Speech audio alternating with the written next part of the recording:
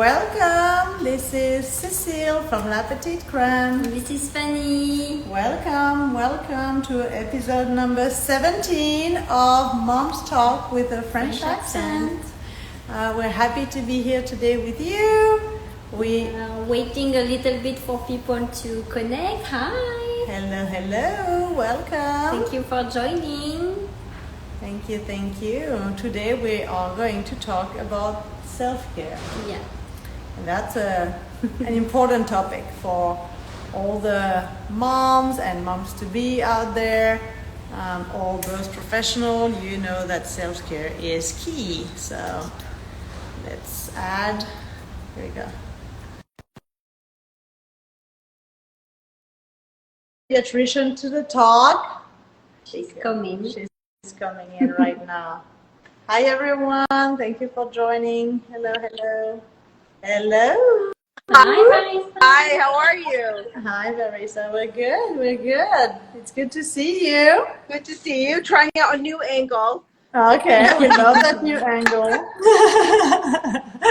We love how you're playing with your different angles with each episode. So, hi, Veronica. Thank you for joining. So, as we said right before you got in, so today is episode number 17 of Mom's Talk with a French accent, and the topic is self-care. So before we dig into it or jump into it, why don't we go around and introduce ourselves for people who are joining for the first time.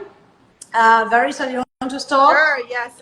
I'm Dr. Varisa. I'm a pediatrician for the last 25 years, and I'm currently working as a health coach in New York. Formerly their pediatrician in Miami. So, and so glad to join and hang out with you guys. Yes, it is. So I'm Fanny. I'm the co-founder of La Petite Creme with Cecile.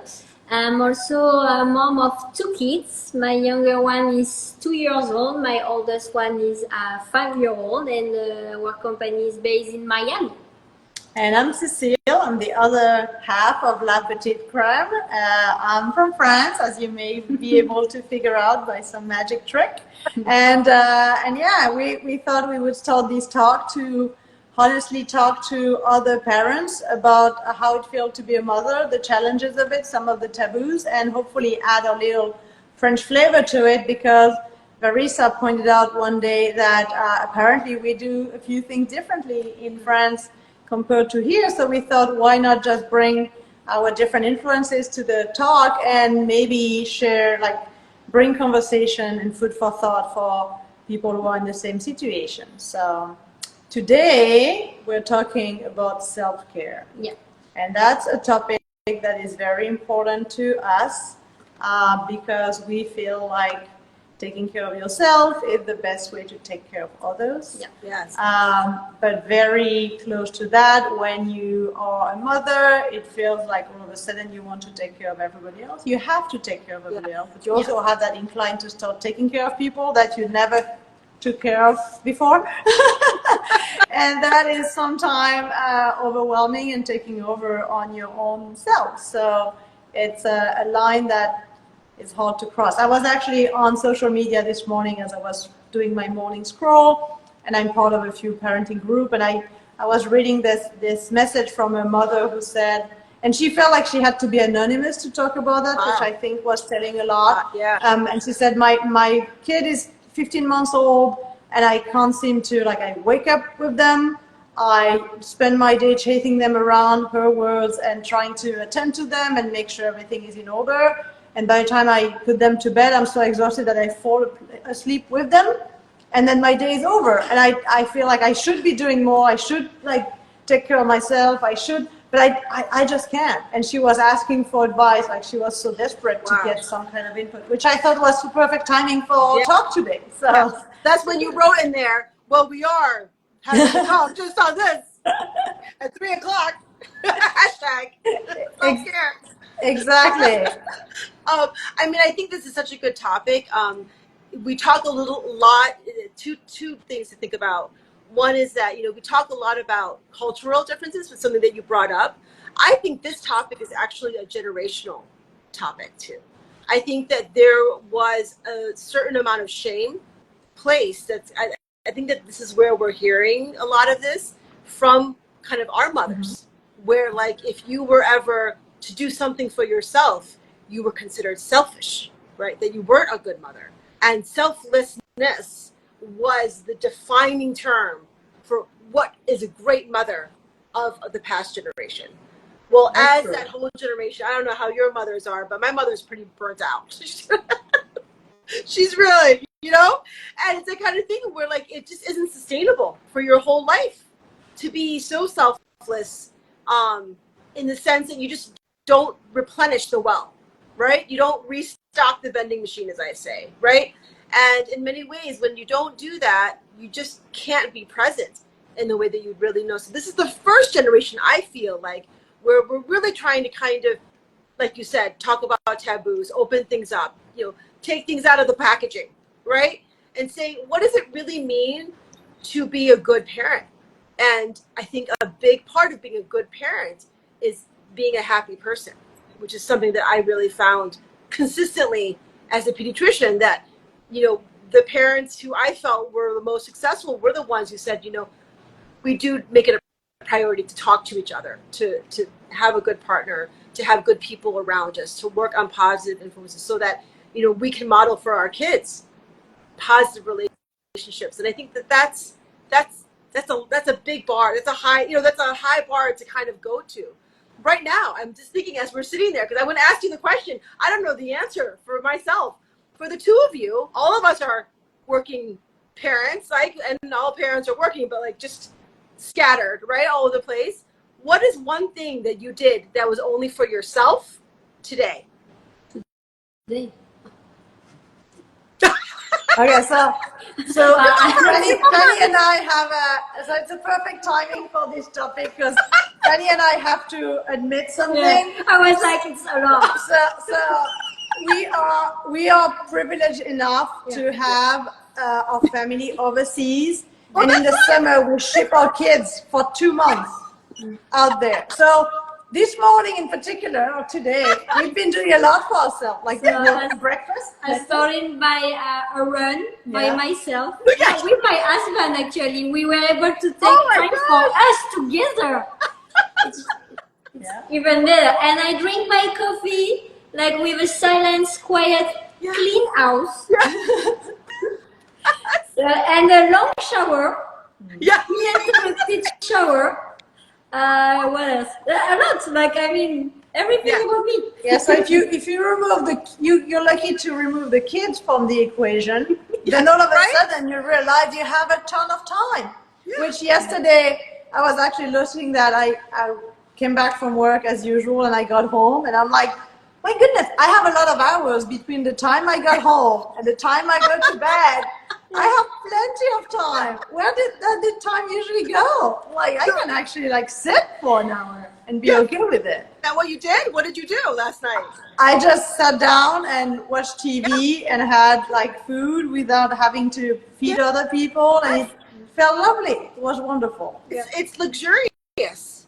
It is. It's luxurious. I mean, I remember being, you know, I brought both kids to work, and then I also worked, you know, so it was like kind of like a crazy as a pediatrician. I was working with my mom, and I remember each pregnancy and birth, I had teeth that just fell out. They just fall out. Also, like, oh, look, there's my tooth. Like, literally, I mean, talk about sacrificing as a parent. I would sacrifice parts of my teeth, right? Which meant I had to see the dentist. And I remember sitting in the dentist's office, right, in the waiting room, and reading a magazine, right, with a whole pile. And it was the whole pile waiting for me. It was like one magazine. She had like 20 magazines. And I'm reading. And I remember at one point, the nurse was so apologetic. She said, oh, I'm so sorry. She's running behind. And I was like, do you see children? Like, It's okay, I can wait another hour. Yeah. I'm fantastic. But it's amazing. You know, we talk about things as being, it has to be like some kind of luxury. No, it can be just as simple as like, again, having like basic needs met, like, you know, like having a cup of coffee, being able to have a conversation like straight through with your husband. Fanny, I was just thinking last week, because I kind of knew that you guys had a schedule where the kids were going. And Fanny, God bless Fanny, but when we have these meetings, there's a couple yawns, right? Like Fanny's kids are still at the younger age. And I remember, before I even knew, And I'm thinking to myself, wow, it's been 45 minutes of the meeting. Fanny hasn't yawned yet. Yeah. Wow. And I remember Because I and then when you said, my kids are not, I was, oh, that's why. Yeah, that's what it is. That's Yeah. why. But it's amazing how we just have a hard time like meeting even some basic needs so that it feels luxurious when we actually need them. And that's the part that I think has to be kind of, we have to sit with that. You know, we have to kind of take responsibility for that because it is a conscious effort. Has to be a conscious effort.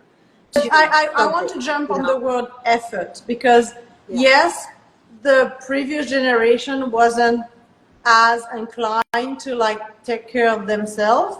But I feel like now there is a whole new tendency where you feel like you have to take care of yourself on a different level as a woman and a mother, which is now adding more pressure that you feel like you have to do it right. And sometimes it may feel like another constraint of like, oh, I have to be a good mother, but I also have to be happy. I have to find time to take this shower. I have to time, and it's like sometimes it conflicts together where you're like, okay, it's hard enough to care for a child. Now I have to be in charge of an actual like self-care plan for myself. It's like it's too much as well, right? And I think one of the things that can be actually very much helping is, and you know, I'm going to speak about this over and over again, which I think is also something that the past generation really didn't understand, or like not even ashamed, but we're almost given permission to, is the idea of boundaries, right? And saying that, you know, it's interesting because it's as if everything is demands have gone up because we are like participating in a lot of this performative parenting, which I talk about all the time, right? And this idea of like, let's put something on Instagram, let's make sure something looks, you know, kind of pretty to everybody, right? We're kind of giving this pressure to do more with our kids. Our parents had no problem with literally like ignoring us for like 8 hours. I mean, and so like they took, in many ways, they didn't talk about it, but they took their time because they were kind of like, well, what am I supposed to, I'm supposed to entertain my kid. They actually, that generation, they didn't entertain us. I don't know how your parent, my mom was, no, I mean, like almost to the point where I was like, I need to call social services on my mom because my mom would literally drop us off in a room in the office and be like, I'll see you like when I see you. Like hopefully, you know. Well, it was more like participative, right? You would tag along to what the parent plan was, and if it happened to be like child focused, which was rarely the case, then good. Otherwise, you were just like you follow and trying to find something fun out of a situation, like waiting for your parents to have meetings, whatever, and just sit in the waiting room and do something silly, right? I would go through I would clean magazines. I don't know what I was doing with my day, you know, but I literally would spend hours in my mom's office. And now you talk to people and they're like, well, you know, I have to bring them to Spanish and I have to bring them to, you know, hockey and I have to bring them to this lesson and I have to, and it's like, no, actually you put that on yourself. Not for nothing. You kind of made that yourself. So in many ways, this is where the boundaries word comes again, where it's that kind of thing where it's like that. Yes, I totally agree with you, Cecile, that I'm not trying to add to your plate. I'm going to argue that you have put things on your plate that you don't need. Mm-hmm. And I'm not talking about getting that 2-hour manicure, right? I'm talking about like when you unschedule your day and you let your kids play on their own, right? God, you know, big idea. Then you go to the kitchen and you force yourself to sit and enjoy that cup of coffee. And be present for that cup of coffee. Not like, oh, I gotta go do this. You know, right? Like it requires all of it. And yes, that's 5 minutes, right? That's 5 minutes, but I'm going to tell you that 5 minutes of being present in your space and doing something that is like something I wanted to do, so I'm going to do it. Kind of luxurious. It's going to feel kind of awesome, right? It's going to feel kind of great.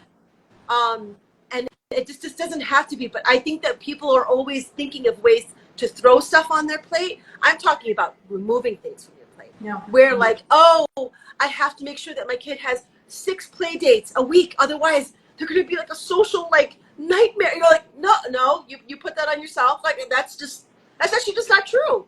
That is actually not true. You know, and the more that we can kind of distance and kind of feel that we're following our instinct versus reflexively doing what everyone else is doing. And everybody else also want us to do. I think Correct. one big aspect is to be able to say no. Yes. Which, like, no to your children, which is hard Yes. because they are very demanding from like Right. the very early age of like crying when they want to eat or like, but then afterwards you just become like very attending to them. Yeah. So when they say, okay, I want to eat now, I want to do this now, I want, Yeah. just being able to stop yourself and say like, nope, No. 10 minutes. Yeah. And Right. just be comfortable with that and say, okay, it's going to be on my timeline because you're safe, you know, you're not going to be in danger in the next 10 minutes. So now it's just my time. And the no is hard to bring back once you have a kid, I found. Yeah. Right. Yeah. Right. And realizing that that no is just as important as, is actually more important to me than the yeses, right? Because kids also need the boundaries to hear the no, right? Because much of life is hearing no, right? You know, I mean, it's that kind of thing where, like, you know, when we talk about rules or laws of the land or like, you know, laws of your, you know, it's mostly like things you can't do, right? It's not really a big list of what you can do, right?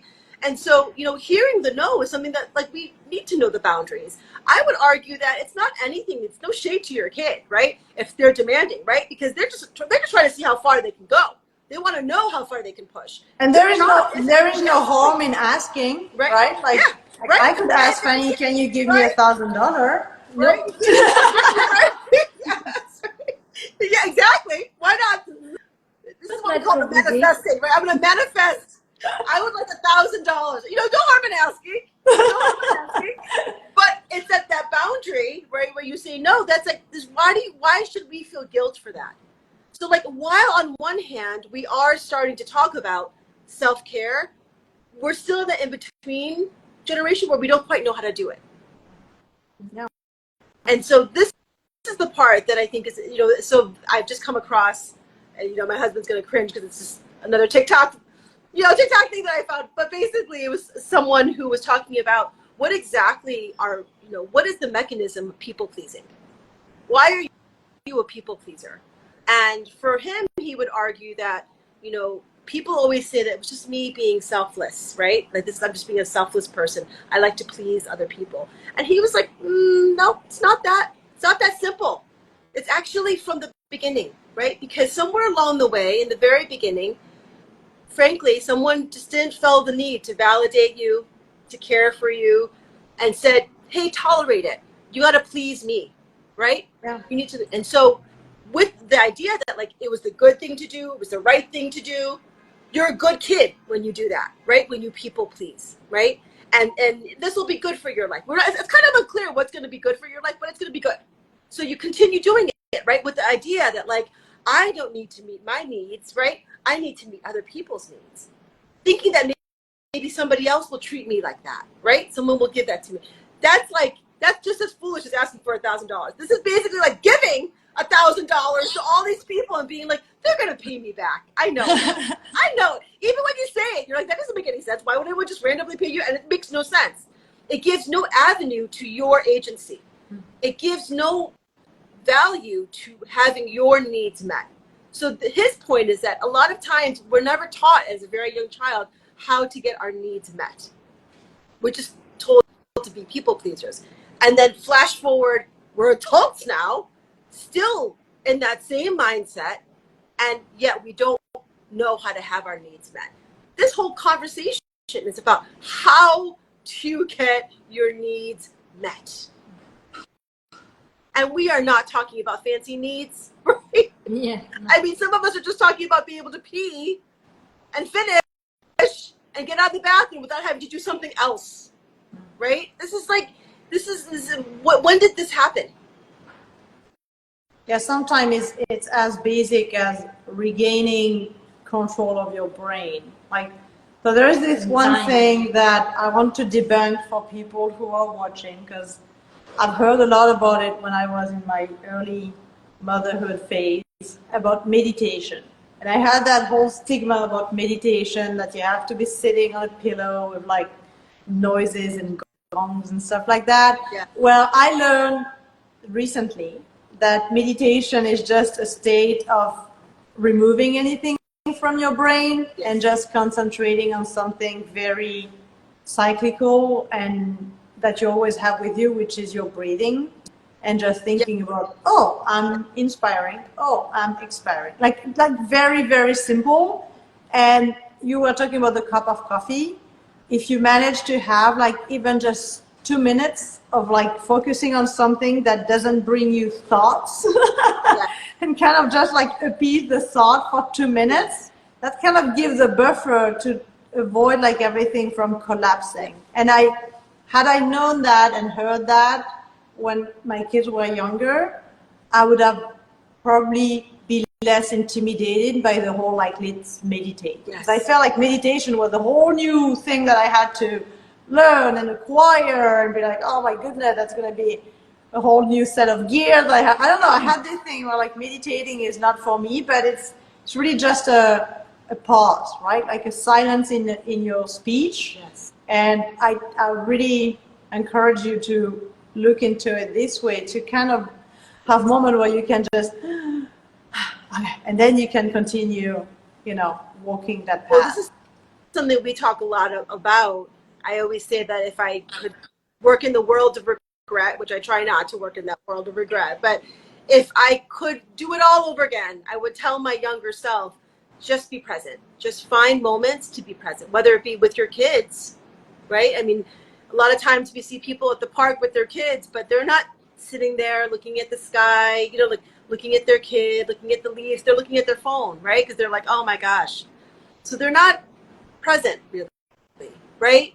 And so we fight not only to be present with our kids, but even with ourselves. Like hearing yourself breathe, it's amazing how awful we breathe. Like it's amazing, right? How distracted we are to a basic human function.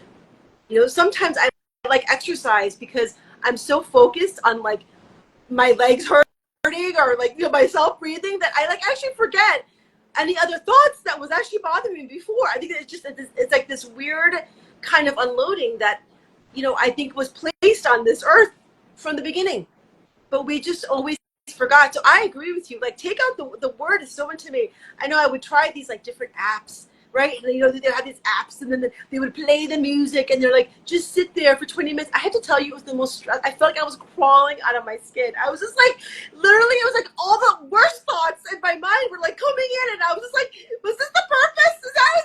I'm not really like getting more relaxed, But, what you find, and I'll be honest with you, as someone who occasionally was able to travel to France and have like a wonderful time, one of the things I loved was that I felt like the French, in the way of meals, in the way of, they really valued being present. There were, elements of that I grew up as a family that would like eat lunch, fast food in the car, like with the fry, and that was like, and my parents did have meals at night, but they did always value like every meal. It was just kind of like dinner was valued, right? But the rest of it was like up in arms. It was just like, and I think that I think in a busy world, which we all are in, you'd be that shower. I love how Fanny's like, it wasn't a short shower, it was a long shower. Like the fact that the duration of it was so stunning. So, tells you like how we're usually moving. Yeah. And I think that, so when we talk about, again, and it's not materialistic, it's like we've made it, again, there's a whole industry, the US is very good at capitalism, like, so they're just like between the apps and like, self-care days, and these are the things that you have to do, buy this for self-care and all this like stuff, but in the end of the day, that's not what's gonna feed you. Well, with each stuff comes the constraint to buy the stuff, to have it with you, to have it charged, to have it in the right place, to not lose it, to have your account right. All that stuff is adding more load when you want to just have less. Correct. So doing something that is just like closing your eyes and count to 25 it's like your brain has been doing something that's useless and that was easy without any tool, right? That Well, I mean, can be sufficient. Again, going back to the original idea of taking stuff off your plate as a mode of self-care as opposed to putting stuff on your plate, right? So, in meditation, which is definitely more of an Eastern philosophy, one of the huge tenets of Buddhism is that, the more that you have, the more that you want, and it's that whole like less is more, and this whole concept that like, when you have more stuff, almost like more energy in your room, in your space, you just can't be present. It's distracting. Yeah. And our life has become definitely very distracting. Like life has become very distracting. So especially when you have a newborn or when you just have kids, because they tend to feel the space. Exactly. The time. There is no, they say nature doesn't like emptiness. Well, kids have this tendency to just fill any gap you can see anywhere. So they would take that attention. So unless you push back to say, hey, I need my room to breathe, literally, they're just going to invade everything, right? They do. Which again, I don't blame them, right? Because that's kind of their job, right? It's but at the same time, I think that we have to understand we model for them just as much. That is the main way we teach our children. And I think that we can do a better job of just not bringing more into their space. I had this mom, she was pretty like intense, but she would literally like go into the toy room and she would pack up half of the toys just randomly, throw them into a box and bring them into the basement, hide them. And then like maybe 2 or 3 months, she would just switch the toys. Like, and I felt like that was really like wonderful and like ingenious, because honestly, like in many ways, like they didn't miss it. Like they didn't know what had left. They didn't really care. It's like whatever was in front of them, they played with. So in some ways, like decluttering, again, taking stuff off your plate versus is actually an incredible world of like self-care. Because again, think less is more. I mean, we have a closet now. I feel like as everyone was getting bigger houses, we kept getting smaller houses. Like it just was the way that we were. And so we're now in this apartment. I have, for my stuff that I hang up, I have a bar, right? There's one bar, right? And when that bar makes it hard that I can't take stuff off the bar that easily, I start donating. And I just look at stuff and I'm like, what have I not? And it's just like so I remember our friend a long time ago, she had been living in an apartment and I was living in houses. And she was like, whenever she's going to buy something, she's thinking, well, what am I going to donate? Like it was a one-to-one exchange. She was like, what's coming in is going to, and I have to say that like, why I feel like in many ways, when you have those moments of being present, you start to realize you don't need very much. So start thinking of ways to declutter your head, right? Think of ways to declutter your life, declutter your days. You talk about your entourage as well. Like you have people that just suck like everything out of you. Yes. Even if they mean well, it's just like too demanding. Too intense. Right. Yeah. Declutter energy, right? And I'm going to always plant this because in many ways, what I found, honestly, it's funny because people always kind of like talk about, people are selfish.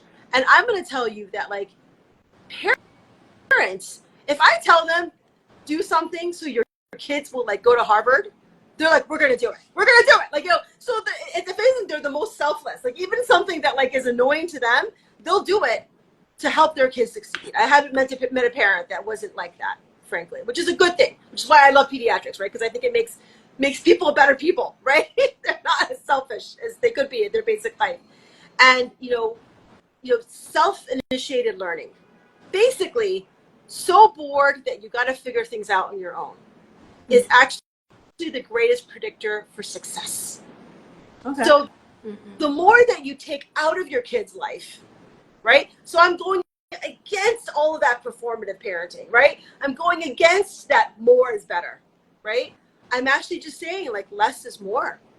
The more that you can kind of like simplify everybody's life and give them space, schedule and space that they can have their own fun, figure out their own fun, the more successful they are. So what's that's when we'll dig for the pediatrics recommendation here. Yeah. What age group or age phase is a good start for that? Because you're not going to let a newborn sit there and be like, yes, enjoy yourself, or will you? yeah. I mean, have you seen what, I mean, when Babies R Us was around, I mean, people literally, like, you're like, where's the baby? Like, I see all the baby toys. I mean, like, people, you know, it is very tempting. And then you have these baby showers and you get all these presents. And you, I mean, I don't think it's a problem where people will have nothing for their kids. I think it's actually, I mean, and if you've seen, like, from the minute they're 6 months old, they literally, you could give them a spoon and they could spend the whole day with that. But yet, we don't, because we're afraid that, like, well, my friend says that this toy will make them smarter. My friend says that this toy is going to make them, you know, brighter. And it's like, no, actually, just give them the spoon. Just give them the spoon, right? And I'll let's go see which kid goes to Harvard. But I know that, I mean, it's a joke, but it does make it feel better to, you're right, that race to the higher level of my kid is going to be the one who succeeds because I'm planting things right now. It's very deep. I mean, you see it in the choice of school, in the choice of activities, in the choice of, I don't know if there are any studies that show that it's not related. Yes. And I think you put a lot of pressure and you have a lot of expectation on your kids, which, I mean, maybe you won't say it, but pretty sure they will feel it, like you have done everything for them, so they have to succeed. Right. It's kind of you see, I've done everything, right? You know, so I'm going to do everything for them. You see how it's like more is more, right? More is more. When probably only like a certain percentage of kids can even achieve going to Harvard because of like capacity within, right? Like it's only, you cannot transform an apple into a pear. Like I feel like we talked about it before, where there must be a path already for them. So if they're attracted to something that has nothing to do with what Harvard has to teach, they can be very happy and fulfilled doing something that has nothing to do with it, right? I guess, you know, I'm just being facetious about Harvard because, like, obviously I don't think that it's the only way that people will succeed. But I think that, you know, Fanny, you bring up a really good point, that you're being told, you even heard it in the phrasing, that I've done everything for my kids. Whereas, like, doing everything for your kids is supposed to be this, like, guaranteed path to their happiness. And I mean, but when I think about happiness and success for my kids, I mean, like, you know, happy in what they're doing for their job, right? Happy with the people around them, right? You know, love life, right? Or that to me is success. Not even like how much money they make. You know, it's just happy where they are, right? And that is a journey, right? Because you got to figure out what you want to do. But one of the biggest characteristics, again, of happiness, and especially for today's kids, where we've created a lot of cushions. Like, we've literally, like, raised all of our kids with these big bumpers down the bowling alley, right? Not many of us are, like, kind of letting it go, right? Which we should, because in many ways, the resilience, right? The ability to kind of withstand things that are uncomfortable is actually an incredible marker, right, to that happiness. Yeah. And that doesn't have to do with, like, if you're an apple or a pear, right? Apples and pears can both be resilient, right? Like, it doesn't matter, exactly. right? But resilience is something that, you know, when you're all cushioned up and, like, your parents are doing everything for you and arranging you and bringing you everywhere, and everything is being kind of orchestrated for you. But there really isn't that time for you to, like, run and then fall, figure out you're probably not that good at running. Maybe I'll be better at crawling. Like, you know, like, that self-discovery is just never happening. And that confidence is not happening. So now you're sitting there, you're 22, and you're like, I don't even know what I can do by myself. Like, everything has been kind of, like, orchestrated with my parents. Like, I don't really know. And that's a really awful feeling. Like, no, you know, that lack of confidence is just, I think, a contributing factor. And there's been several articles on this now, as we are able to kind of look into this generation of kids with incredible amounts of anxiety. Because frankly, they never built that confidence. And I mean, again, like, I don't think our parents knew that was what the case was. But, like, when they left us out in the yard for hours on end, and we fell and we did, like, kind of things that were probably pretty kind of stupid, and we, like, you know, like, got injured and we did it. Like, honestly, we learned.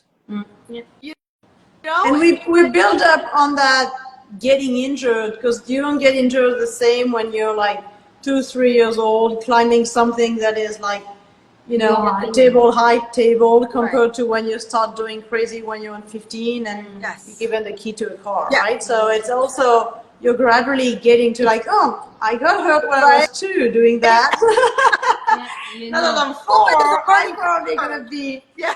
have a better judgment, right? Right. And it's like just a little bit of that learning, little bits of learning means that when you get to the point where we are physically probably not with you anymore, there is this kind of internal sense of self that is the resilience that's going to actually like allow you to experience the ups and downs of life and put things in perspective. And I think we really don't realize how, as we swung the pendulum, right? We kind of went from the pendulum where like we felt like our parents didn't take care of us at all, right? Kind of left us to the wolves, which it literally wasn't, but you know. And then we swung at the other end where we're going to do everything for them. We want to do everything, otherwise we're not a good parent. Mm-hmm. We swung the pendulum, then created a bunch of kids who were like, how do I live?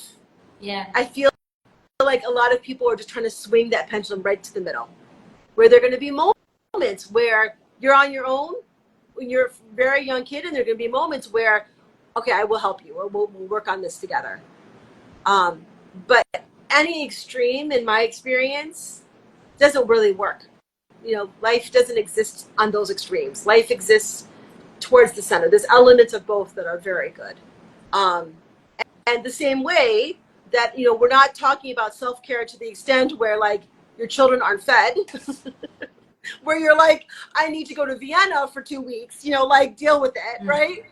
Right. But at the same time, we're not we really don't want a whole generation of kind of martyrdom, you know, parents, particularly mothers, are particularly wonderful at martyrdom. My mother is still excellent at being the martyr, where like I did everything for you, you know, and I think it leaves the well of resentment gets overflown. It's just too much resentment. I think I can still hear it in her voice. You know, my parents will be like, "Oh, we never went to dinner ourselves without you as children," and I'm like, I am like 50 years old. Like, am I supposed to be feeling guilty about this? Like, for like ever? Like, I never told you not to go out to dinner, you know, like with me. I don't know why they have to keep bringing it up. But it just, again, it was like that was how they demonstrated how much they cared. That generation, it wasn't giving your kids more. It was the more selfless you were. Yeah. I sacrificed. You mentioned like something about the culture difference, and I know you refer a lot to like the French culture and what you see as being more like detached from it. There are a couple of things that we were talking about last week together, is that when you're in France, during the summer, they have those summer camp, but they're like sleep-away summer camp. So there is no... There is like local summer camp, but everybody grow with this thing of like colony, which is like you ship your kid somewhere. It could be like an hour away, but they go for 3 weeks usually. Yeah, I think a long period of time, 3 weeks. Listen to that, people. So they go away, and there is no like theme necessarily to it. It's just you go. Yeah. You don't really know what's happening over there. They do activities. They do stuff, but as a parent, you kind of detach. Yeah. So you don't need to rely on family members or like additional care. And the kids kind of live their life. I remember like growing up, or even for my nephews and nieces that are in France, it's just like a free time for them. Like they really feel like they have an adventure for a couple of weeks without the parents, and they come back with stories about new friends. We did this and this and that, and that's something that the system itself provide that here we couldn't find in the US. All the camps, which means you're always physically with your kid too. Yeah, at night. At night, you're always with them. Same thing for play dates. We noticed very early on with our kids that in the US, I don't know if it's here in Miami, but you don't drop kid off for play dates. You stay as a parent. In France, a play date is free babysitting. Like you drop your kid, you're like, you say wonderful. hello, you make sure it's a good person in front of you, you check the surrounding, and you're out. You go. So like, so it's really, is that the case now still? oh yeah. Yeah. Okay, so that's how we grew up. When you grew up, that was like how it was, right? Yeah, totally, and it's still the case. Which is fantastic because I feel like in this country, it's like a big deal. Like, it's like, I remember I went to a birthday party. You know, I remember being a kid and they would just drop you off at the birthday party and they're like, okay, I'll come back in like 4 hours, right? Like, right. And then you were like, oh, let's go. And like, no one knew where anyone is, right? It was just like, I don't know. It just worked, you know? And I remember I went to a birthday party and it was so creepy because we walk in and every kid is like working on like a craft and their respective parent is standing right behind them. And I turned to my husband because at this point we had come in and we were planning to like ditch, like we thought it, like we're gonna go do some errands, maybe have some lunch. Like we were like, and we looked at each other like, do we have to stay? Like why are the parents? I don't even know what we ended up doing. I think we were so like freaked out that again we probably tried not to go to any of those more birthday parties because we like hated that. Like, and when we would have birthday parties, we would actually like have the parents, have the kids, but we would have drinks for the parents, you know, like the kids would like scatter to like, you know, and so it was a big party, but it was a kind of thing where like this whole idea that like the kids can't be on their own. Like we have to be with them all the time. I found that you do have those camps here. Those, I don't know how young they go. I mean, like here they'll take them down to like 7. I don't know how young yours would go, but like even the fact that you guys are like, my kids are in France, like, you know, like, there's a lot of European families who do that, who like have their kids have a whole other life in the summer. You know, they just with like people that they love and that love them, and it's just like precious and it's like beautiful, but there's no layers of guilt. It's like, no, this is actually good for everybody. Like everyone values. It's like it's incredible. I have a lot of European parents who are like, they really, when they think of their life, like half the year they're in another country and then half the year they're in the U.S. This is people in Miami. So it's like in many ways it was very like you said, why should we feel guilty about having that guilt-laden space, you know? And it allows us, because you know, as parents it's also difficult to not behave as a parent when your child is here, right? It's you can try to say, yeah, I'm listening about the cup of coffee thing. There is no way I can sit, enjoy my cup of coffee if the kids are somewhere. Like my brain is over there. It's not really where I am. But if they're not in the room, that will give you the incentive and the ability to at least try to connect to what you're doing, to be with yourself, right? Otherwise, it's terribly difficult to not focus on your kids, right? Yes, it's totally, because they are still calling you. Me at my age is it's like meanwhile to say no, it's mommy time. They just don't get it. They are too small, so never like that. Yes, but they're constant. I mean, even as we're having this Instagram live. Meanwhile, if my husband's watching, can you please text Andre and tell him that he can take an Uber? I literally text from my son, and I'm like, he knows I'm on an Instagram live. Like he knows. He's texting me, hey, can I take an Uber? Because I have a lot of luggage I need to wash in your like, right? It doesn't end. It doesn't matter how old they are, right? They still like figure out ways to like jump into your life, like right? So it's that kind of thing where like, you know, the difference is like being able to like, that's the whole meditative space, right? Is that like being able to like block out other things becomes almost impossible when you hear the voices, you know, like you're like, oh mommy, like, you're like that old mommy is like, it's like, it's a lot, you know, it's a lot of that pressure. And like you said, like to me, I thought it was always cool to watch how much the kids would mature. Even the little ones, they would mature. I didn't want to be, I always get a little bit nervous when I see like little babies and like nobody else can hold them. Like nobody else can be with them. Like they're like completely attached. And I'm like, this is maybe cute for now. But when this kid's like 4, and if it's still like this is actually very difficult for kindergarten, for a lot of things, right? And I love the fact that like I so many French families or so many European families really kind of were like, no, we have grandparents there, they miss their grandkids, and they're going to take care of them, and we're going to be able to kind of calibrate ourselves. And it allows also to share the responsibility of exposing them to things, because there's only so much that you can talk about, show them, explore throughout, your home. So being exposed to another set of people, whether it's like their friends, parents, or the siblings or whatever, the vocabulary is different. They say that we use only 10% or 2% of the language, but if you expose to another family, then you grow to another set of language, food, sleeping pattern, all that kind of stuff. Where you cannot show all of that to your child within your house. Yeah. They also learn to build relationship with someone who is not the mom or the dad, which is very important. So it's really important, and it's again like a win-win. The grandparents get to have some confidence, right? They can take care of their own grandkids. And I mean, have you ever seen grandparents and grandkids interact? It's like they speak the same language. It's like actually really, I feel like they're at similar stages of their lives. Where like they don't remember everything, right? They remember some things. They just want to have fun. Yeah, just have fun. Like, I mean, I always joke that the reason to have kids is to have grandkids. Because it's like, the kids are tough, but the grandkids make sense, in terms of why they exist in the world, and I feel like it's such a healthier, to me, it's a much healthier way of kind of working in that space of self-care, of like everyone kind of being a happier person in order to be a better parent.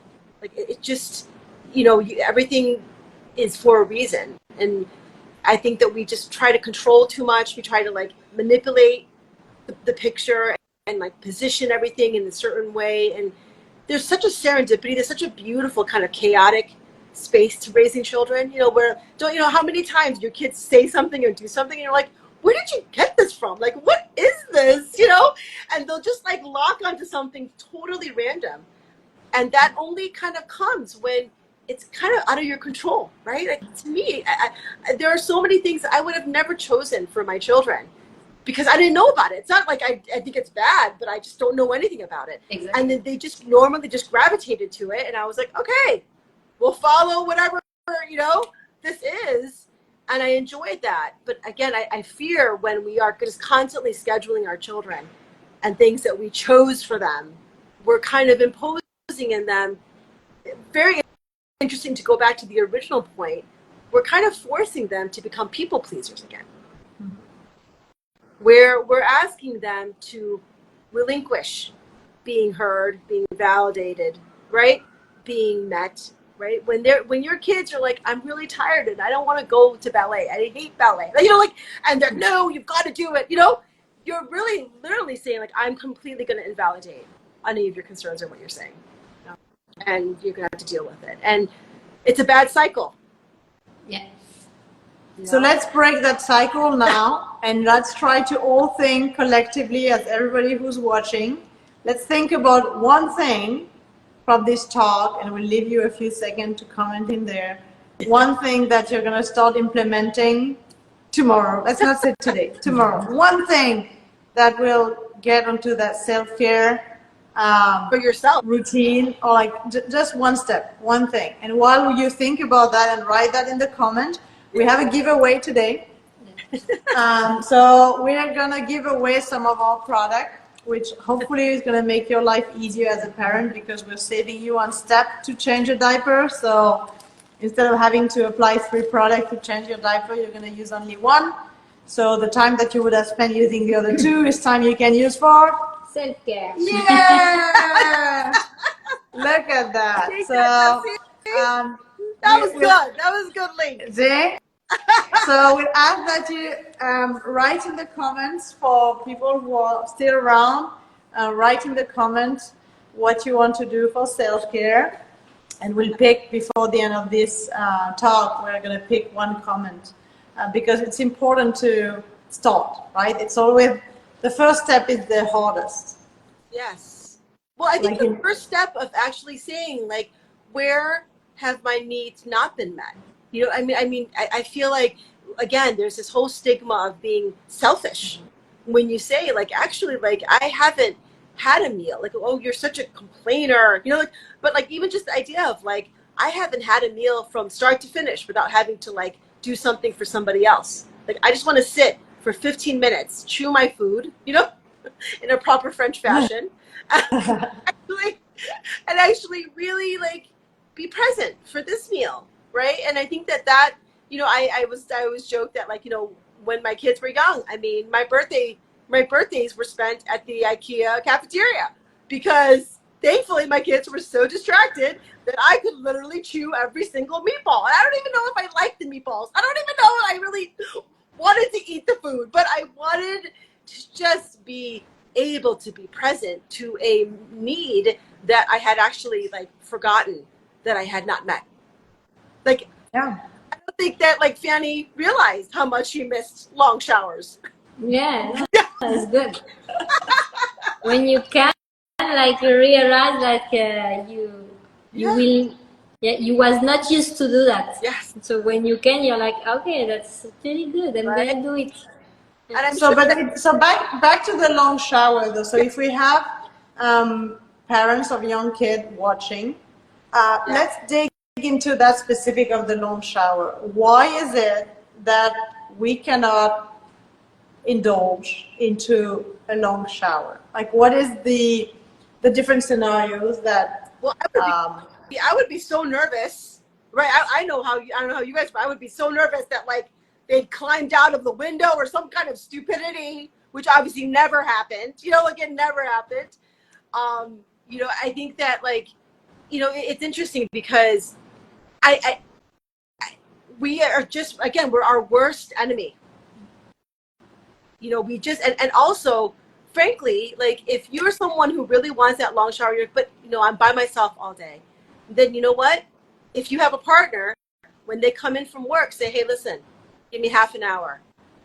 Communicate that. Say that to your partner. Don't be like, oh, he never really helps. She never really helps. But you know what? If you never tell them what you need and actually say what your need is, how are you supposed to read your mind? So you actually have to invest in that time. When you talk about what do I have to do, I think the hardest first step is saying like, there are certain things that actually mean a lot to me that maybe nobody knows, but actually mean a lot to me. So what are those things? Determine what they are, and then just be creative. Figure out ways to do them, right? And I think that's once you start it, you can't let it go. I guess that's my point. I'm a very big people pleaser, and when I was in college, I realized it was a very kind of destructive force where I couldn't hear myself very well, right? And this is definitely in college. And I got to the point where I was like, I'm going to do one fun thing that's just for me per day. And I didn't even have kids, so I don't know what I was doing. I don't know who I was doing it for, you know? But I would do something where I would be like, I want to walk by this store and I want to take a look at what they have. And necessarily, I didn't want to buy it, but it was kind of like, it felt like a nice thing to do. And I would go in, I would look, and I would come out and I would feel so good that I had done something dedicated to only me. And then when the kids were born, I was like, okay, I need to like, you know, and even if that meant like 15 minutes of like, I'm going to watch TV and not feel guilty about it. I think that's the guilty, even if you do it, but you sit there guilty about it the whole time. Sorry, that was useless. That does not work, right? You really need to like, just have the guilt out of there and the fear, I guess, right? That something bad is going to happen and just walk away. But if you're like scared and you walk in the shower and you're like, oh my God, I know that, you know, my husband would be so mad. Like, you know, when the kids were young, when I would pee, I would leave the door open. He's like, why do you leave the door open? Like, whatever. And I was like, because like, I'm afraid someone's going to yell that they need me and I have to jump out. And I won't hear them yelling for me. Like, how is that, you know, how much time do I have to pee in a day? Like, that really is annoying to have to think like that every single time. And I still do it, even though my kids are not here. I still do that. Right? That's just weird. Why? That is so crazy. So we have to kind of untangle all of this like weird guilt and like kind of societal pressures and like norms and like place in the things that are good, take out the stuff that's bad, you know, clear off your plate. You don't have to do anything, right? Besides, we keep saying that the basics for a baby is like eat, sleep, poop. right? If those things are covered, Right? any shower for you is next, or the coffee or whatever. It can't be that far down the list that you can't indulge in it and be okay with it and not feel terrible for it. Because you're right, the guilt is huge factor for like a barrier to self-care, right?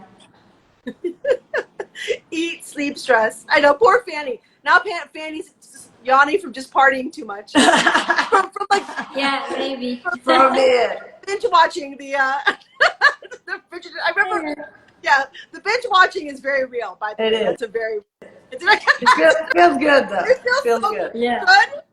It feels so good.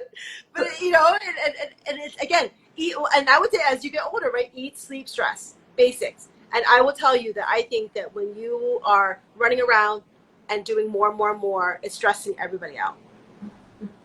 So let's go a few more seconds. Write down a comment or give you not a thumbs up because we won't be able to see where it is. So maybe just a heart or a comment if you want to win today's giveaway. It's going to be our La Petite Creme bundle where it has everything to get started with La Petite Creme. So if you want that, put a heart or put a comment into the section here, and we're going to pick a lucky winner at the end of this and send you this beautiful bundle. So stay tuned. We'll contact you in DM. So any last word of wisdom on self-care? Any last thing that we want people to go away with? Maybe we'll say, I like alliteration. So self-care equals simplify. Yeah. And agree to like not feel guilty about putting one thing for you. Yeah. You have to start with one, and then once you see that the one goes smoothly, then you add another one. As you said, we're not talking about a 2-hour manicure. Exactly. It's just 1 minute. Close your eyes, take a deep breath. That's your self-care for now. And and build up on that. I would say it's not me first, it's me too. Oh, that's great. Look at that. Can we do a t-shirt for that? We're going to be speaking all in slogans. All in slogans. Hashtag, whatever the kids do. More t-shirts. More t-shirts. Well, thank you, Varisa. Thank you, everybody, for watching. We'll go take my favorite moment of self-care. I'm going to eat a piece of chocolate. Yeah. That's my little indulgence here and there. And self-care equals chocolate. Yes, that's my t-shirt. And thank you, everybody, for watching. We hope you take good care of yourself in the coming days, and we'll see you again soon for another episode of Mom Talks with a French Accent. Until then, bye. Au revoir. Bye, Varisa. Thank you for joining us today. Thank you. Bye. Bye.